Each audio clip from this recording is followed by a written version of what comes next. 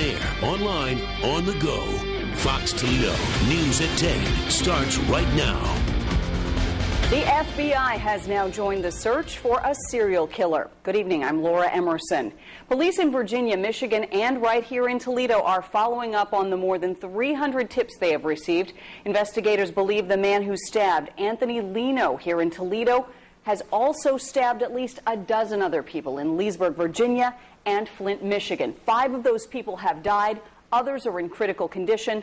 Police say the majority of the victims were African-American males and fear there may be even more victims out there. This individual has a high propensity for violent crime. I would not be at all surprised if there are not more crimes, perhaps unreported, and in other locations across the country. Michigan investigators have formed an around-the-clock task force to search for the killer, and law enforcement agencies in Michigan, Virginia, and here in Toledo say they are keeping in contact with each other. Of course, right now the big question is, where is the serial stabber right now? Unfortunately, police say he could be anywhere.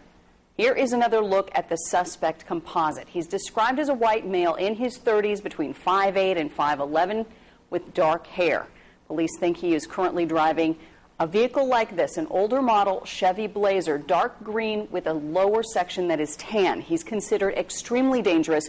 If you know anything, call police.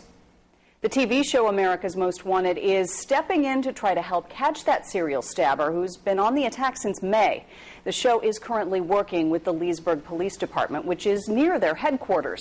Producers tell us they've been following the case since last Thursday, and they're putting clues together, hoping to stop the man before he attacks again.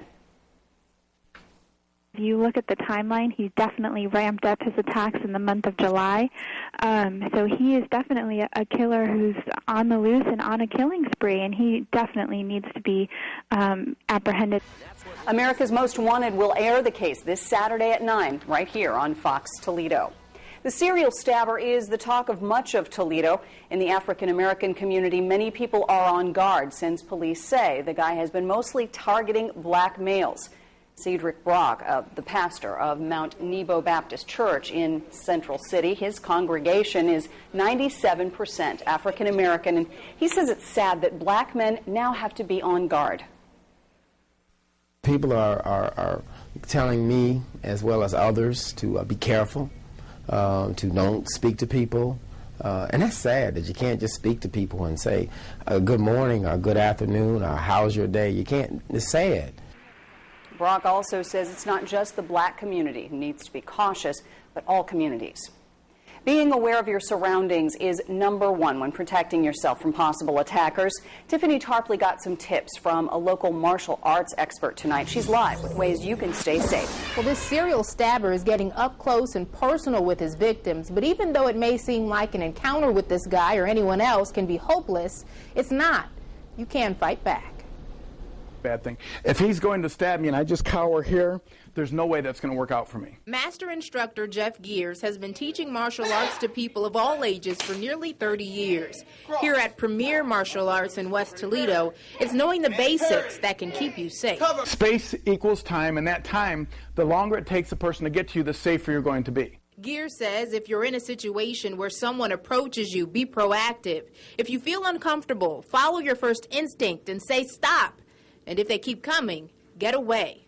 But Gears knows you won't always be able to run. So the knife comes, I do this right away, then I want to control the weapon. From here, as this master instructor says continue to attack the bad guy with all you've got until he stops fighting for that knife. Being afraid is not a bad thing. That's a good thing.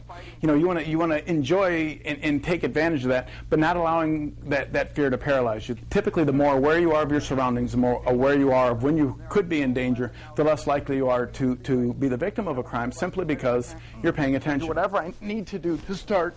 Right now I'm giving him knees to the face.